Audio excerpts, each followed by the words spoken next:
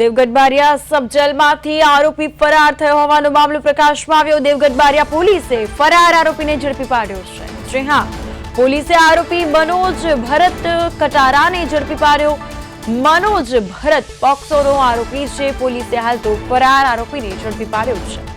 તો અહીં સબ જેલમાંથી આરોપી ફરાર થયો હોવાનો મામલો, પોલીસે ફરાર આરોપીને ઝડપી પાડ્યો। મનોજ ભરત પોક્સોનો આરોપી હોવાનું સામે આવ્યું છે। દેવગઢ બારિયા તેને ઝડપી લેવામાં આવ્યો છે। પ્રિતેશ, અહીં દેવગઢ બારિયા સબ જેલમાંથી આરોપી ફરાર થયો હતો, જે મામલો સામે આવ્યો હતો, હાલ તો પોલીસે સફળતા હાંસલ કરી છે, ફરાર આરોપીને ઝડપી પાડ્યો છે। શું અપડેટ્સ?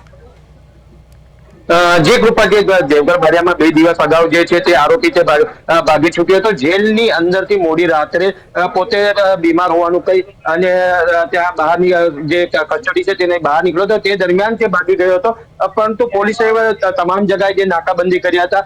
ગઈકાલે રાત્રે દેવગઢ બારિયા પોલીસને બાતમી મળી હતી કે જ્યાં ભરત કટારા છે તે પોતાના ઘરે આવ્યો છે, જેના કારણે જે તેના ઘરને કોર્ડન કરી અને તેને ઝડપી પાડવામાં આવે છે। આ જે આરોપી છે તે 8 માસ અગાઉ જે કહી શકાય કે લીમખેડા અને પોસ્કોના ગુનાની અંદર તેનું નામ સામે આવ્યું હતું ને તે દરમિયાન જે કેસ છે તે જે યુવતી છે તેના પરિવાર દ્વારા કરવામાં આવ્યો હતો, જેના કારણે તેને સાઉથ જેલની અંદર રાખવામાં આવ્યો હતો। વારંવાર આ આરોપી ભાગવાનો પ્રયાસ કરતો હતો તેવું પણ સામે આવ્યું છે। હાલ પોલીસ તેની પૂછપરછ કરી રહી છે કે તે ભાગ્યા પછી ક્યાં ગયો તો તેને ભાગવાની અંદર કોને કોને મદદ કરી છે સાથે।